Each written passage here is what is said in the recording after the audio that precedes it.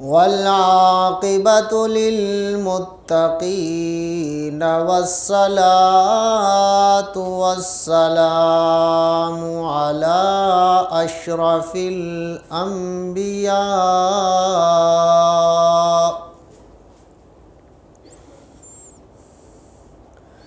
الصلاة والسلام على أشرف الأنبياء والمرسلين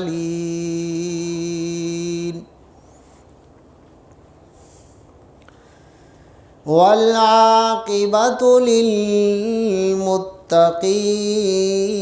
والصلاة والسلام على أشرف الأنبياء والمرسلين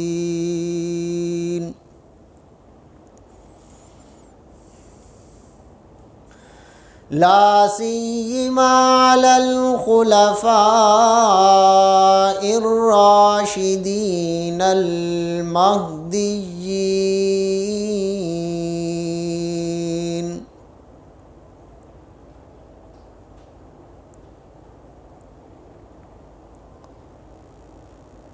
أعوذ بالله من الشيطان الرجيم بسم الله الرحمن الرحيم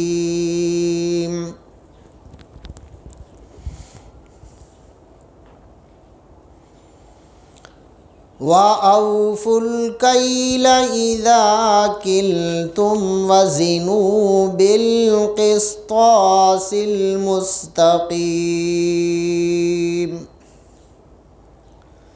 ذلك خير وأحسن تأويلا وقال الله تبارك وتعالى في مقام آخر ويل للمطففين الذين إذا اكتالوا على الناس يستوفون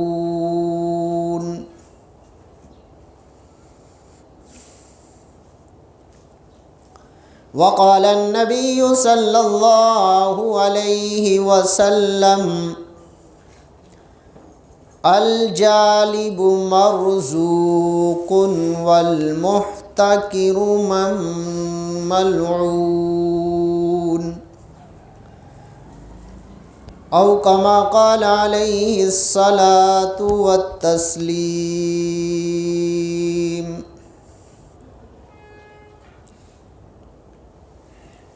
وقال الله تبارك وتعالى في مقام آخر إنما يوفى الصابرون أجرهم بغير حساب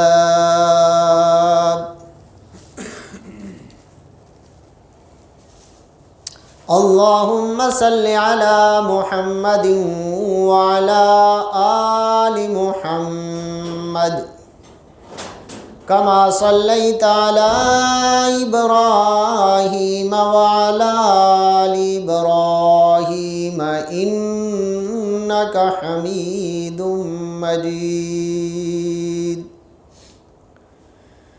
اللهم بارك على محمد وعلى آل محمد كما باركت على إبراهيم وعلى آل إبراهيم إنك حميد مجيد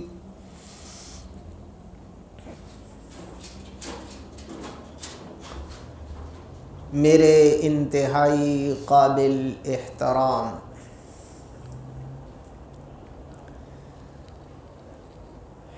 محترم و مکرم سامعین،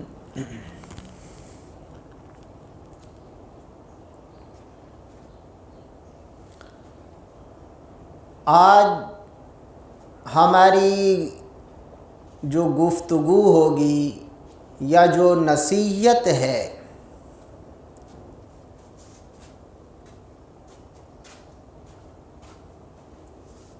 اس کا مقصد موجودہ حالات کے اعتبار سے جو گزشتہ جمعہ تھوڑا سا اس طرف اشارہ کیا تھا،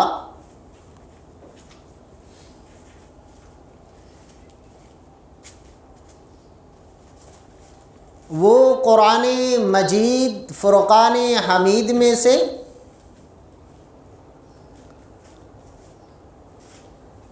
اللہ رب العزت کی کتاب کی روشنی میں اور محمد عربی صلی اللہ علیہ وسلم کے فرامین مبارک کی روشنی میں مختصر سی گفتگو ہوگی، اور گفتگو کرنے کا مقصد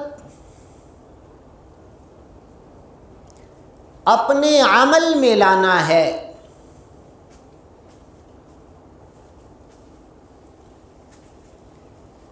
کہ آیا یہ چیز میری زندگی میں ہے، آیا یہی چیز جو قرآن مجید ہمیں حکم فرما رہا ہے اور محمد عربی صلی اللہ علیہ وسلم تعلیم دے رہے ہیں، آیا وہ چیز ہمارے اندر ہے یا نہیں ہے؟ کیونکہ مسلمان پر یہ لازم ہے کہ جب اس نے کلمہ پڑھا اور محمد عربی صلی اللہ علیہ وسلم کا امتی بھی ہے، تو اس کے لیے یہ لازم ہے کہ قرآن مجید کے مطابق اپنی زندگی گزارے اور محمد عربی صلی اللہ علیہ وسلم کے فرامین کے مطابق اپنی زندگی گزارے، تو تب وہ دنیا میں کے اندر بھی کامیاب ہوگا اور آخرت کے اعتبار سے بھی کامیاب ہوگا۔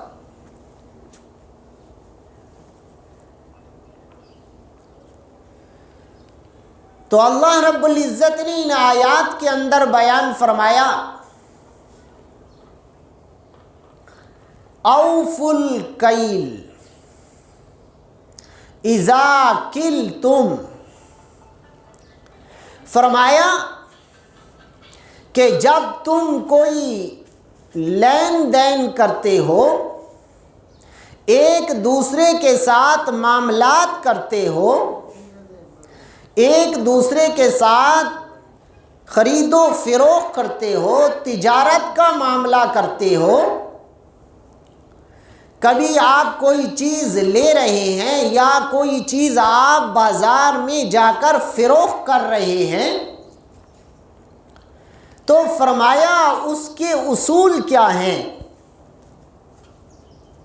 اس پر ہمیں کیسے عمل کرنا چاہیے کہ جب ہم کوئی چیز بازار کے اندر دے رہے ہیں تو کیسی دینی چاہیے، اور جب ہم بازار سے خرید رہے ہیں تو وہ چیز کیسی ہونی چاہیے اور کیسے لینی چاہیے اور کیا اس کا طریقہ ہے۔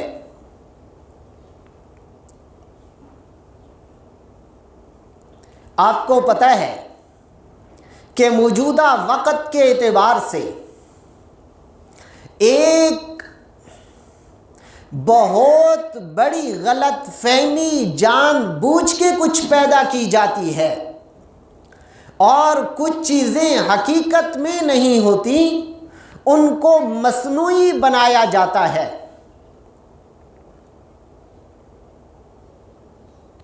جس کو حدیث مبارکہ نے ذخیرہ اندوزی کہا ہے۔ حالانکہ تجارت اس کو نہیں کہا جاتا، تجارت یہ ہے کہ آپ کوئی چیز خرید رہے ہیں، آگے بیچ رہے ہیں، اس میں جتنا جائز منافع ہے وہ تو آپ نے رکھنا ہے، لیکن ایسا قطعاً نہیں کرنا کہ وہاں تو عوام کی ضرورت ہے اور آپ نے اس کو روک کر رکھ لیا۔ ظاہر ہے کہ جو ہی ضرورت بڑھے گی تو عوام ماری ماری جب پھرے گی تو آپ جو پیسے مانگیں گے وہی دے گی۔ لوگ اس کو تجارت کہہ رہے ہیں، لوگ اس کو منافع کہہ رہے ہیں، یہ کوئی تجارت اور منافع نہیں ہے۔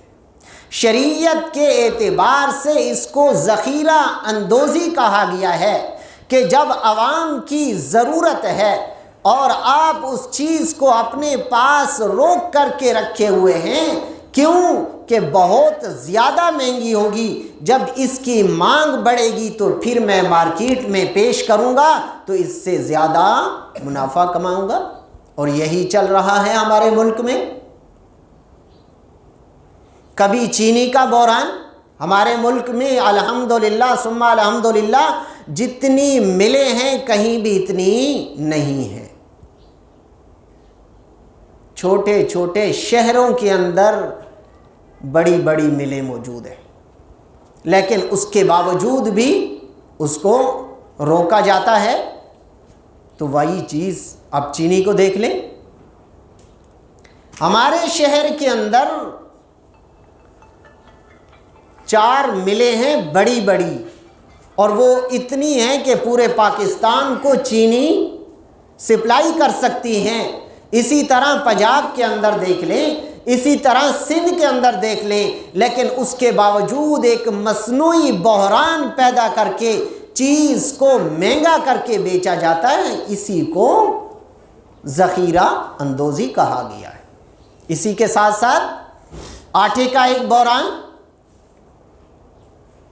کہ جب غریب کی ضرورت ہے اس وقت اس کو روک لیا جائے، جب مہنگا ہوگا تو اس کو پھر مارکیٹ میں، اور اس میں حقیقتاً دیکھا جائے تو ایک سرمایہ دارانہ نظام ہے جو چل رہا ہے اوپر سے۔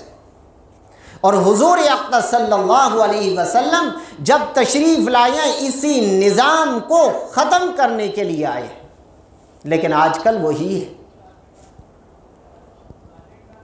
بڑے بڑے مگرمچھ بیٹھے ہوئے ہیں اور وہ چیز کو وہیں سے روک لیتے ہیں، ان کے اسٹاک بھرے پڑے ہوتے ہیں، اسٹور بھرے ہوئے ہوتے ہیں، عوام کی یہاں ضرورت ہوتی ہے تو وہ منہ مانگی قیمت لیتے ہیں اور پھر دیتے۔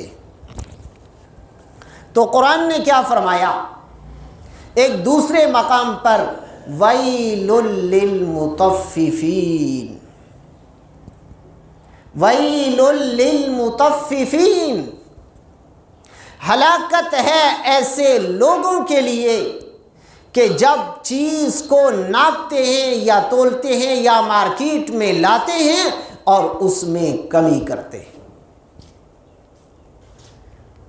تو گرامی قدر، اس میں ہر قسم کا تاجر ملوث ہے۔ چینی والا ملوث ہے، آٹے والا ملوث ہے، مسالے والا ملوث ہے، باقی اگر جو چیز بازار کے اندر آپ کی ضروریات ہیں اس میں سارے کے سارے ملوث ہیں۔ حالانکہ ہمارے معاشرے کے اندر ایک چیز زیادہ مشہور کی جاتی ہے کہ دودھ میں ملاوٹ کرتے ہیں، اس سے زیادہ سب چیزوں میں ملاوٹ ہے۔ آٹے میں ملاوٹ جتنا ہوتا ہے آپ کی سوچ سے زیادہ ہے۔ ایک دفعہ میرا جانا ہوا، یہیں ہمارے پنڈوریا میں ایک مکان ہے، وہاں کچھ لوگوں نے لیا ہوا ہے، رہائش وہاں ہے اور یہاں لیا ہوا ہے، اور اس میں جو آٹا الامان الحفیظ میں نے اپنی آنکھوں سے دیکھا جو وہ پیکنگ کر رہے ہیں۔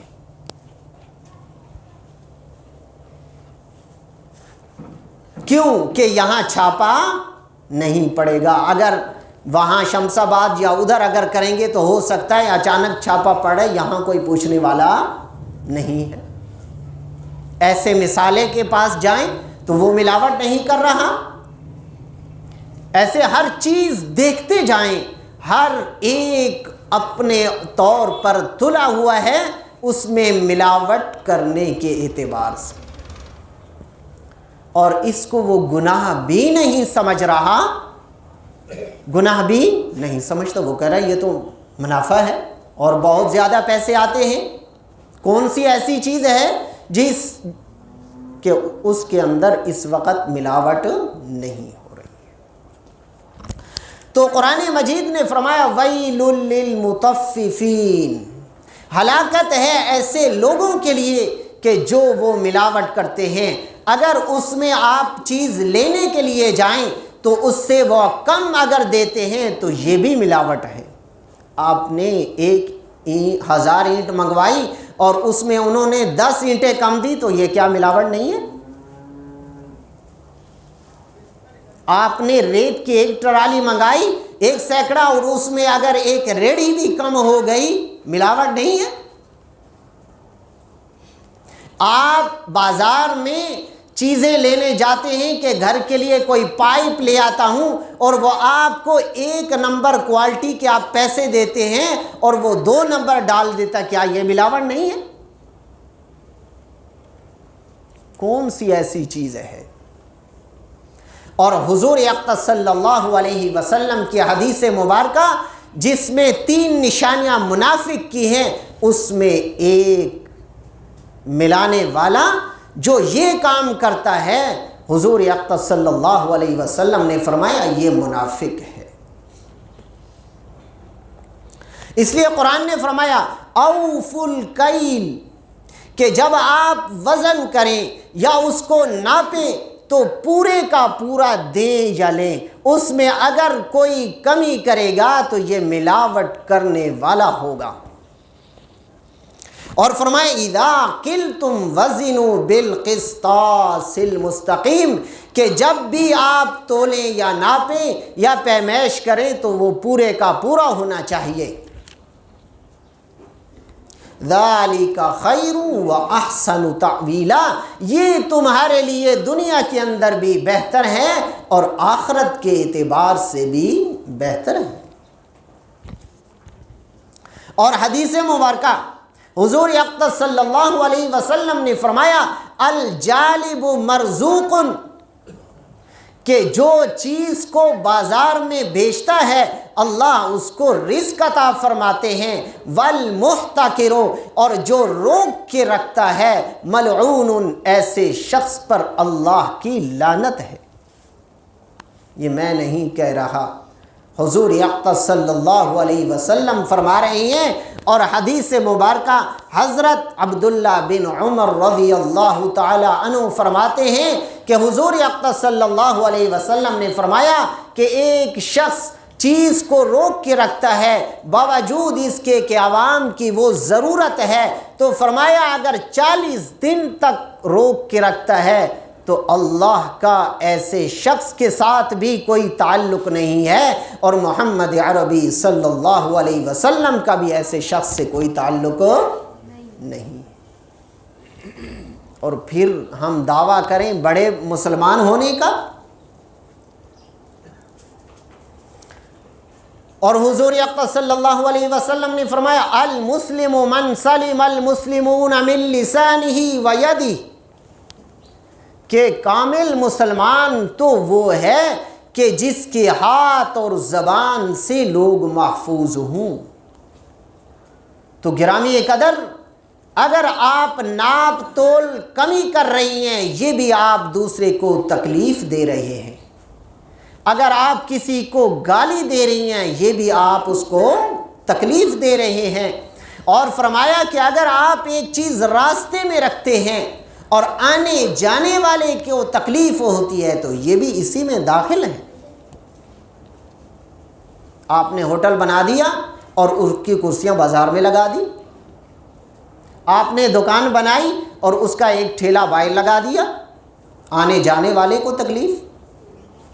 آپ نے دوسرے کے گیٹ کے سامنے گاڑی پارک کر دی، یہ تکلیف نہیں ہے۔ آپ نے کوڑا گھر سے نکالا اور باہر پھینک دیا گلی میں، یہ تکلیف نہیں ہے۔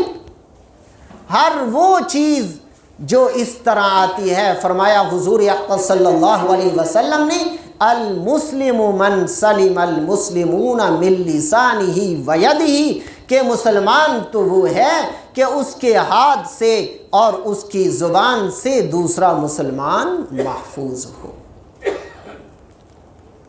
تو گرامی قدر، حضور اقدس صلی اللہ علیہ وسلم نے فرمایا کہ الجالب مرزوق والمحتکر ملعون، کہ جو چیز کو عام کرتا ہے، جب عوام کی ضرورت ہے وہ تھوڑا سا منافع رکھ کے آگے چیز دیتا جاتا ہے تو ایسے کو اللہ رزق عطا فرماتے ہیں، اور جو روکتا ہے کہ زیادہ منافع کماؤں، پھر روکتا ہے عوام کی مانگ بڑھ جاتی ہے، تو فرمایا ایسے شخص پر حضور اقدس صلی اللہ علیہ وسلم نے فرمایا اللہ کی لعنت ہے۔ تو گرامی قدر، ہماری زندگی ایسے ہے کہ ایک چھوٹی سی مثال کہ ایک بادشاہ نے اللہ اکبر 3 آدمی لیے اور ہر ایک کے ہاتھ میں تھیلا دیا اور کہا باغ میں جائیں اور جو بہترین فروٹ ہو وہ لے کر آئیں۔ تو ان میں سے ایک شخص وہ تھا کہ جو جس فروٹ کو دیکھتا کہتا ہے بادشاہ نے مانگا ہے تو بہترین ہونا چاہیے، ہر اعتبار سے، کوالٹی کے اعتبار سے اچھا ہونا چاہیے۔ اس نے بڑی احتیاط کی اور کافی دیر کے بعد وہ تھیلا بھر کے لے آیا۔ دوسرے کو جو تھیلا دیا اس نے کہا بادشاہ نے کون سا دیکھنا ہے، نیچے گند ڈالا، لکڑیاں کچھ ڈالی اور اوپر فروٹ بس ایسے، اور اوپر صاف 3-4 وہ آ گیا، جلدی سے اس سے بھی پہلے آ گیا۔ تیسرا وہ اس نے کہا بادشاہ نے کون سا دیکھنا ہے، بس تھیلا بھرنا ہے، تو اس نے ساری لکڑیاں بھر دی، 1-2 فروٹ اس میں رکھ دیا۔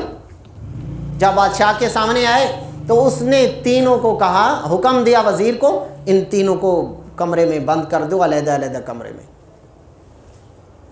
جب بند کر دیا اب پتہ چلے گا کہ پہلا جس نے اچھی چیزیں، وہی ظاہر کھانے پینے کا کچھ بھی نہیں ہے، اس نے گزارا اسی تھیلے پر کرنا تھا، تو وہ تو ظاہر اچھے فروٹ لایا، بہترین، ایک کھاتا ہے، گزارا چل گیا، اس نے 1 مہینہ گزار دیا۔ جس نے 2-3 لائے تھے نیچے لکڑیاں بھری، کچھ دن تو چلا، اس کے بعد لکڑیاں کھائے گا، کیا کرے گا، بھوک سے مر رہا ہے۔ اور تیسرا جو بالکل ہی لکڑیاں لایا تھا وہ پہلے دن سے ہی مرنا شروع کر دیا اس نے۔ تو گرامی قدر، یہی تھیلے کی مثال ہمارے اعمال کی ہے کہ ہم جو کر رہے ہیں اسی تھیلے میں بھر رہے ہیں۔ اگر اچھے اعمال کر رہے ہیں تو ہم تھیلا اچھے اعمال سے بھر رہے ہیں، کل ہمارا یہی قبر میں بھی کام آنا ہے اور آخرت میں بھی کام آنا ہے۔ اور جس نے کچھ فروٹ ڈالے اور تھوڑے سے زیادہ لکڑیاں ڈالی تو اس کے اعمال چند ہیں، قبر میں اسی کے وہی کام آنے ہیں۔ اور جس نے سارا ہی گند ڈالا ہے اپنے اعمال کے تھیلے میں تو کل یہی گند ہی اس کو کام آئے گا۔ تو گرامی قدر، ہماری زندگی یہی تھیلے کی مثال ہے کہ ہم نے اس کو بھرنا ہے۔ اب اچھا بھرنا ہے یا برا بھرنا ہے ہمارے اپنے اختیار میں ہے۔ لہٰذا ہمیں چاہیے کہ ہم اپنے اعمال کا تھیلا سب سے بہترین کل کے بھریں، تاکہ کل ہمیں قبر میں بھی کام آئے اور آخرت میں بھی کام آئے۔ ایک تو ہمارا اپنا بھی فائدہ اور ساتھ عوام کا بھی فائدہ ہے کہ ہم وہ اعمال کریں گے اور وہ کاروبار کریں گے، اور اگر صحیح چلیں گے تو دوسروں کا بھی فائدہ ہے، ہمارا بھی فائدہ ہے۔